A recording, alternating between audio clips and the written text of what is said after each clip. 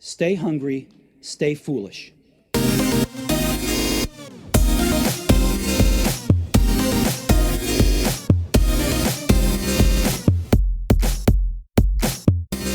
So now on the Innovation Show, we welcome Steve Waddell, founder of Nasoni. Welcome to the show, Steve. Thank you, Aidan. Greatly appreciate it. Great to have you on the show. And it's a different type of show because we often cover innovation in a new market, looking at new products, etc., often software, often artificial intelligence, etc. You have gone and done a very, very difficult thing, which has gone into a mature market to disrupt it, which is the faucet business. And I'd love to talk about the challenges that brings, etc., Steve. But before we do, it's just great to get a bit of background on you. Oh, sure. Happy to do so. The first 25 years of my career were at Newport News Shipbuilding. They build nuclear-powered aircraft carriers and submarines. You know, I learned how to build the world's most advanced ships. And I started out on the waterfront in the apprentice school where I learned to really work with my hands on those ships. And, you know, I went to school at night, got my degrees at night. And so a few years later, after being on the waterfront for 7 years, I moved into engineering. And I progressed to becoming a nuclear refueling engineer for the USS Enterprise. Following that, I left there and went into other engineering disciplines.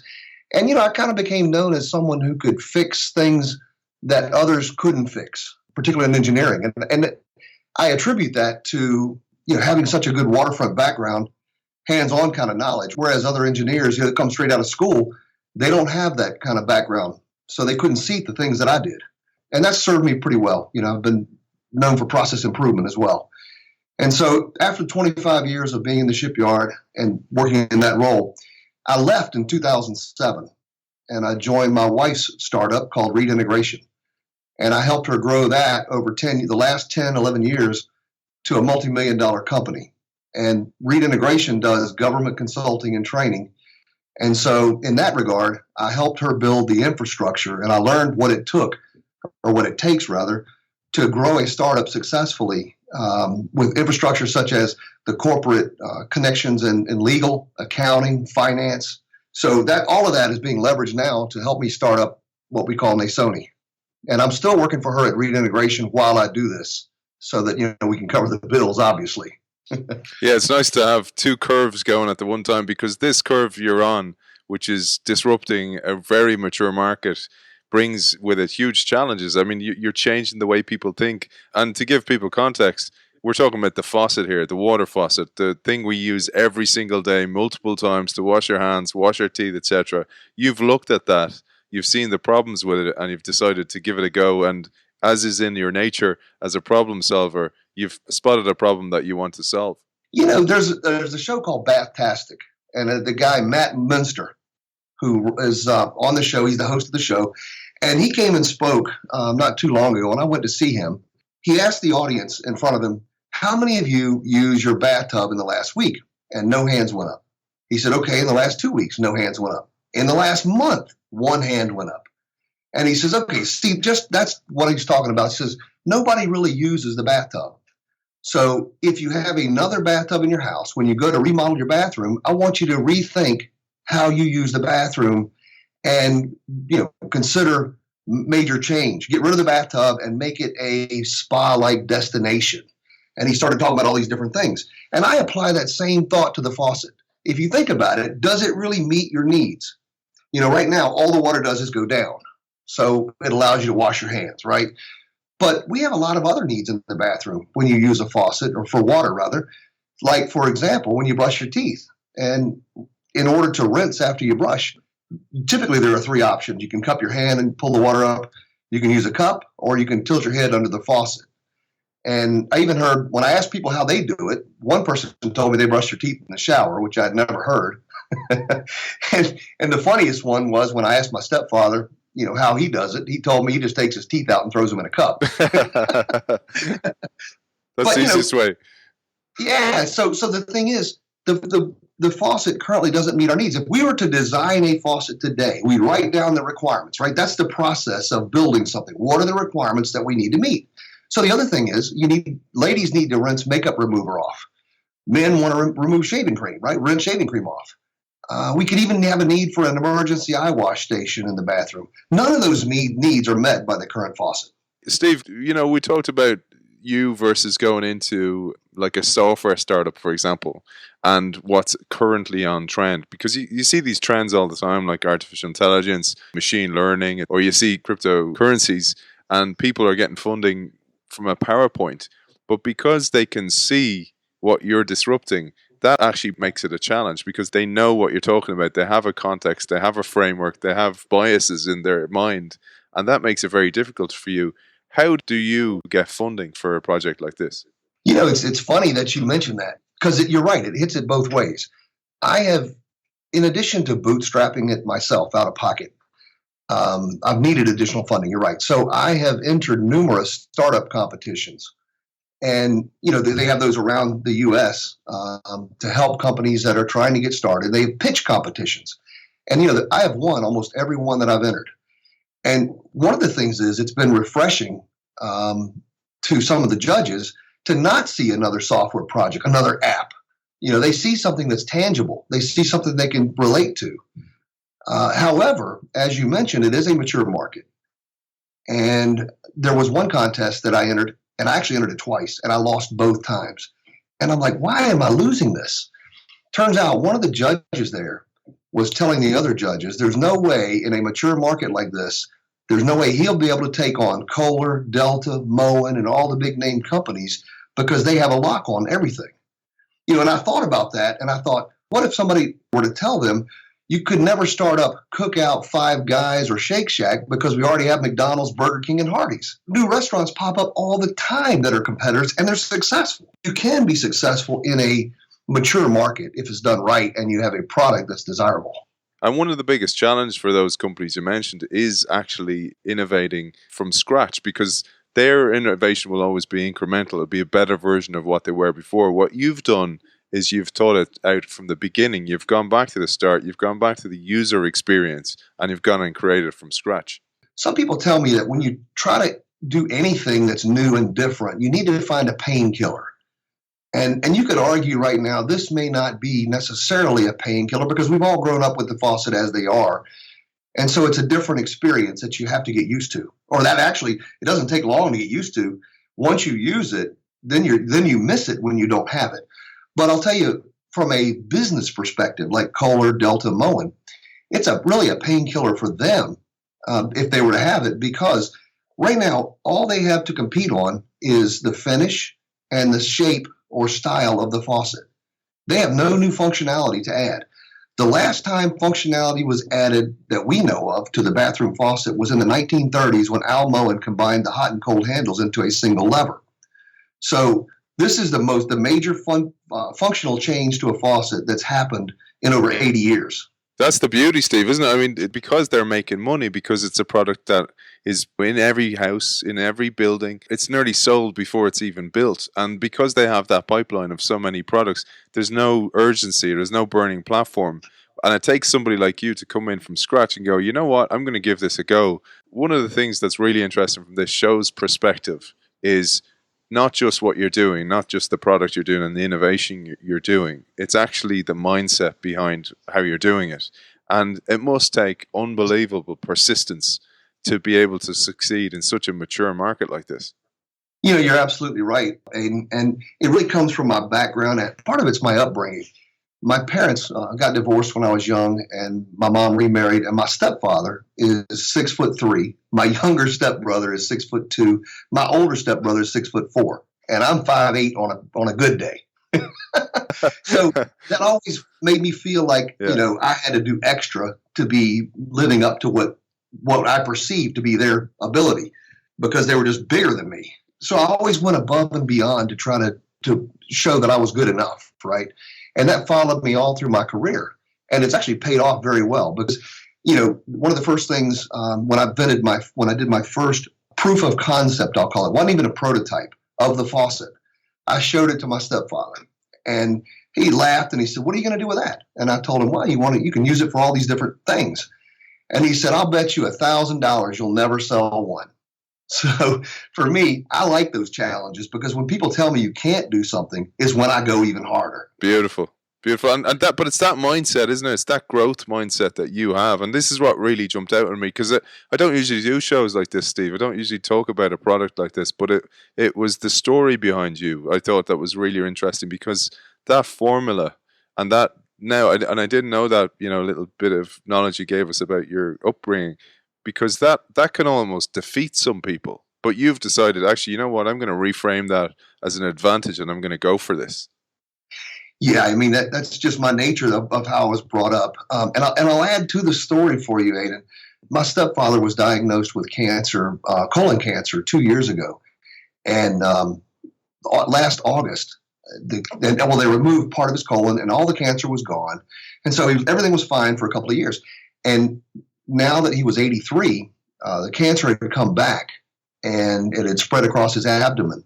And the doctor went out in the hallway last August and told my mother he had probably 1 to 2 years to live.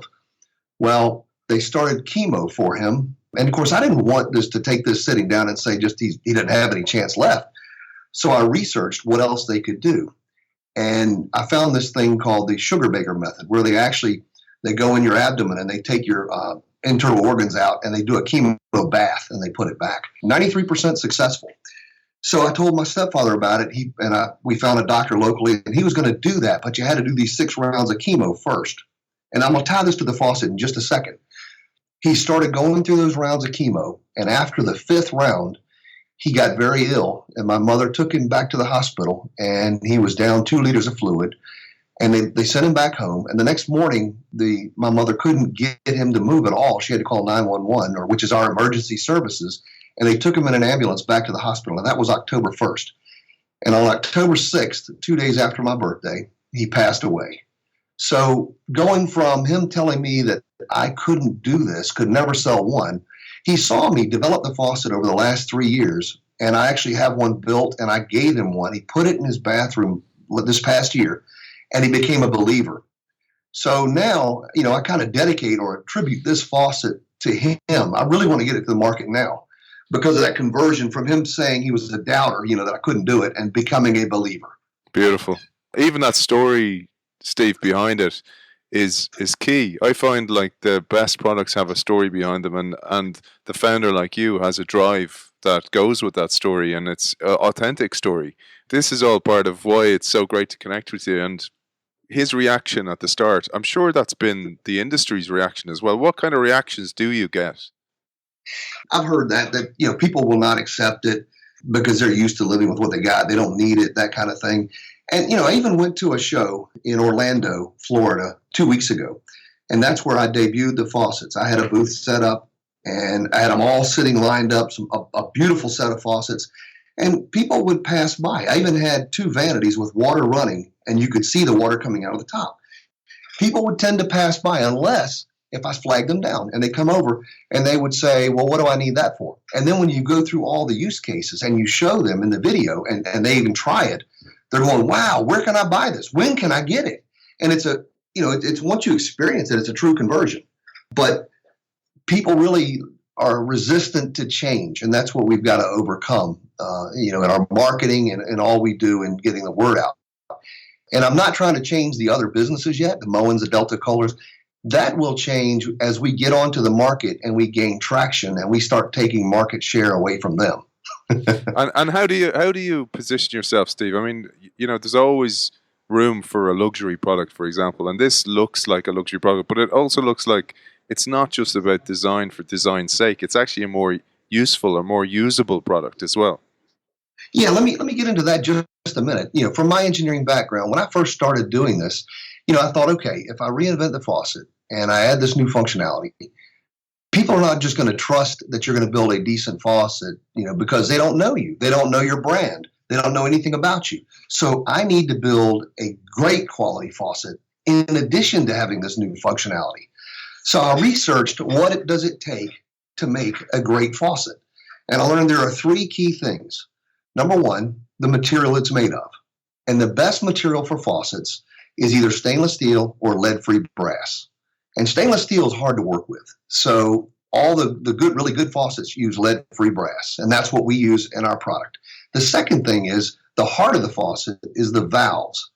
And the best valves are what's called ceramic disc valves. And we actually use ceramic disc valves from Waddell in Spain. We've got that captured. And then the third thing that makes a great faucet is the finish. And the best finish is called physical vapor deposition, PVD.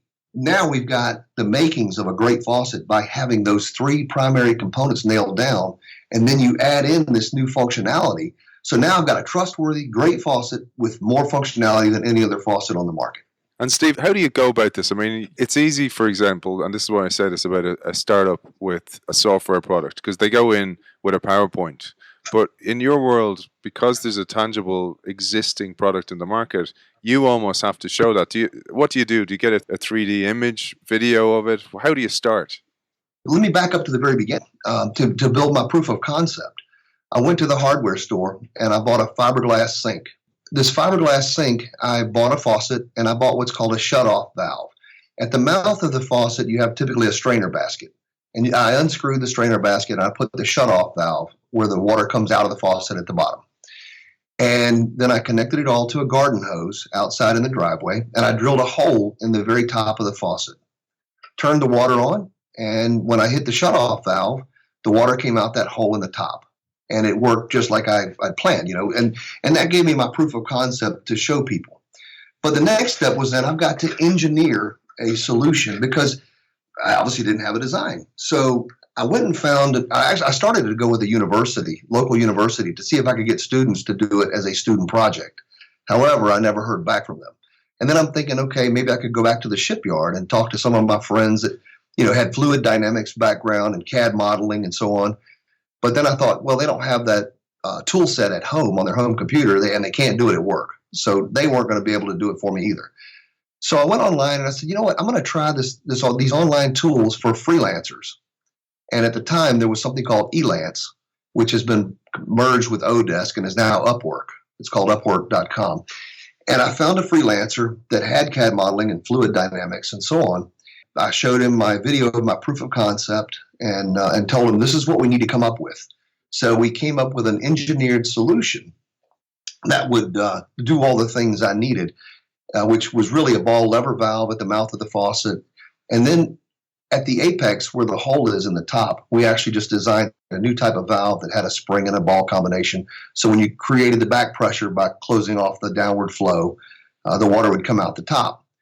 And then from there, I decided I needed to patent that solution so that nobody could take my idea in the U.S. and other places and roll forward with it. And I look around, I contacted an attorney friend from my wife's company, and he gave me a patent attorney locally, and that guy was just too expensive. Again, I'm bootstrapping this out of pocket, and I'm entering these competitions to try to raise funds, and I'm winning, like I said, a number of them, but I didn't want to spend that kind of money yet because I really didn't know if I had anything yet. So I went back to Elance, and I found an attorney in India. And this attorney had experience with the U.S. Patent Office, and you could read his profile. You could see others on these tool sets. The neat thing about it is they have star ratings, like 1 to 5, right? And I only look for the ones that had the best ratings and great feedback from the customers that they had. And so once I had weeded out all the non-performers and get just the top-level guys, that's where I found this patent attorney. And we worked together and put together, both a utility patent and a design patent. And the good thing about it, you think about the design patent, those are easy to work around. You just make a minor change and you have a different patentable idea. But what for me it did is the design patent was a lot quicker to get approved. It took only 1 year for it to be approved versus 2.5 for the utility patent. So after the first year that patent was approved, I could then go around and tell people I have a patented design. And a lot of people don't know the difference between a utility and patent. They're going, wow, cool. So from a marketing perspective on my efforts, it was tremendously beneficial in these startup competitions, especially. A little bit more in the patent, because that's where a lot of people would give up. I often find people have great ideas and they kind of give up and go, it's too much hassle. And you found ways here. And, I wouldn't have thought of using Elance or one of those services to find a patent attorney, because that's one of the biggest challenges for people. The patent cost kills people before they've even started. What kind of advice can you give for people who may have great ideas like this? Well, typically people will recommend you do a provisional patent, and that's good for 1 year in the U.S. While you flesh out your design idea, and then you can apply for a utility patent. Now, again, the difference: utility patent covers the functions of what it is you've invented, whereas the design patent is the external look and feel of the whatever you've invented. And for me, I did both, and I again mentioned why. The utility patent is really the functions that are able to what you call the claims. That's where you write out all the claims and how it works and what it does. And I'll go back to the fact that I used an attorney from India. After the next 2 years of working on this project and getting a lot further along, building a website and getting business cards and now making this thing a lot more real, I wanted to make sure that the patent was approved, right? So when you file for a patent, you're always going to get typically a rejection from the U.S. Patent Office anytime you do this the first time. And you have to respond to whatever they found as a finding against your claims. They may find another patent, let's say, that has a similar functionality, and they'll say this claim isn't valid because of this, right?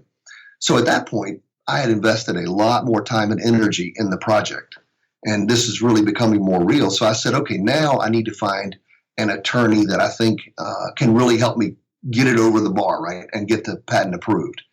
And I got a good friend of mine who went through a school called Babson, which is the biggest entrepreneurial school in the U.S. And he has a number of patents himself. And I called him up and I said, hey, John, I need a patent attorney now that can help me ensure my patent gets approved. I got this rejection letter from the patent office.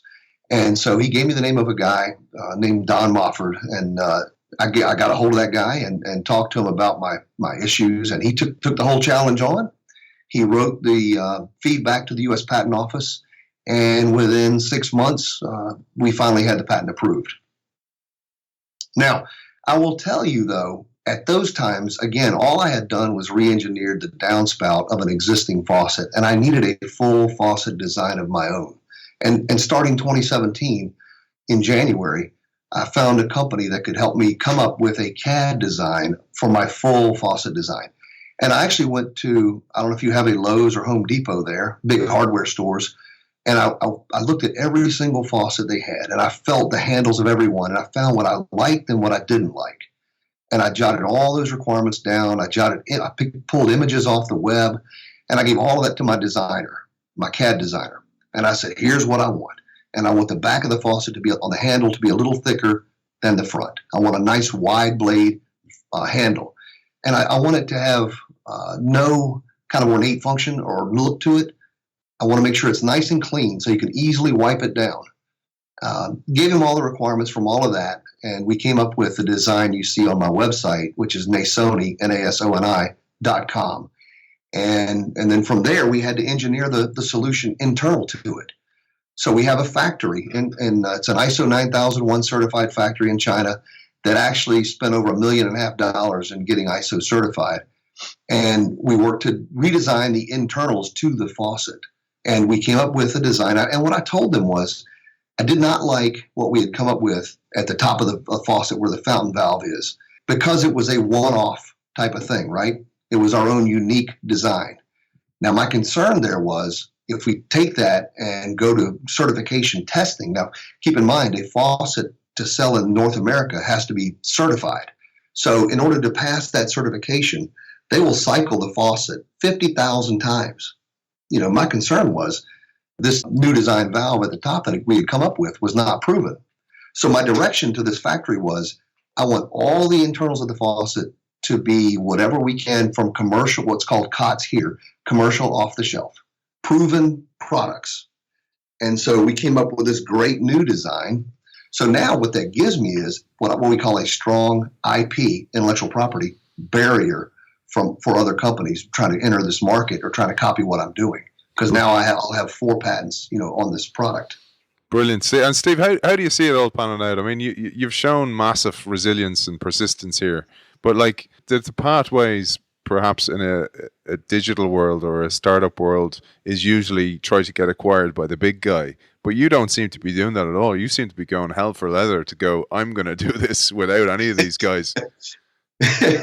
Well, right now, a lot of people typically go license a product. And if you guys watch Shark Tank, You'll know Kevin on Shark Tank. That's one of his big things. It's, oh, this is ripe for licensing because they have the distribution, they have this, that, and the other, and they can do more than you can. However, my concern with that is the typical royalty on a license is 3 to 5%. So if the company sells $1 million, right, you get 30 to 50 grand. And I didn't really like that. I thought, okay, it's more lucrative if I can go to manufacturing.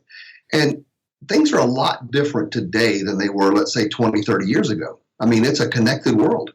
And we're able to find manufacturers and relate. And like you and I Skyping, right? Yeah. You're in Ireland, I'm here in Virginia in the U.S. You could have done that 20 years ago like this. So it's a different world. And I'm of the opinion that I think I can bring this to market. I don't think I can. I know I can. So we're going forward. Now, if along the way somebody makes us an offer we can't refuse, maybe that changes things. But as it is, we're going to market. And there are at least 3 different ways I can think of right now that I need to go through to get funding for what's called my MOQ, minimum order quantities with the factory. One is I can bring on an investor, right, and give up some percentage of the company. And that would be like I could go on Shark Tank, right, and work with one of the sharks and have them buy into the company. But the third way, which is where I'm really looking at now, is Kickstarter. And through Kickstarter, I can put down my funding goals. Because the next thing I need to do, we're ready. We're at the goal. We're at the finish line. We have done so much. We've built a website. We've got our own domain, which is Nasoni.com. It's a 6-letter domain. Those are very desirable because it's easy to get to. We have the intellectual property. I've even trademarked in the U.S. the name Nasoni. We've got so much now going forward that it's worthwhile continuing down the path we're on. You've connected all the dots. So, Steve, you're looking for funding. So I'll give the links. You mentioned the YouTube video. I'll give the links to the website, etc. But you mentioned looking for funding and you mentioned Kickstarter. If somebody's interested both in the product themselves or else maybe interested in funding, where can they find out more and get in touch with you? You can go to my website at Nasoni.com. There's email links in there. There's contact information. And on the Kickstarter side, I was going to mention this a while ago. Here's my challenge on Kickstarter, right? I've got 2 different faucet types and 2 different finishes, chrome and stainless steel. And I've also got this third finish called gloss black nickel, which is beautiful. It's my favorite. But that results in 6 different types of faucets. And so, and the minimum order quantity for each of those is 350. So now you're talking 2,100 faucets. That becomes a pretty large goal. You got to figure out, okay, which subset of those should I go on a Kickstarter with? If you have a master bathroom in the U.S., you typically have 2 faucets in there, and you're not going to buy just one. Obviously, you have other products in the bathroom. You have the bathtub, which has a faucet set. You have towel bars and things like that. People want to match their finishes. So it's hard to just come out, let's say, with chrome when somebody has brushed nickel, because that's not what's going to sell. Gotcha. So I've got to try to figure a way to offer both and yet have my Kickstarter goal be reachable so that we can make sure we're successful. Brilliant. Well, hopefully we can raise a bit of awareness and people can get in touch. So, Steve, it's been an absolute pleasure talking to you. Great hearing your story. Steve Waddell, CEO and founder of Nasoni.com. Thanks for joining us. Thanks so much, Aidan. It's great to have such a world bring a smaller place with us being able to talk together, you in Ireland and me here in Virginia. I love it. Thanks a million, Steve. Thank you.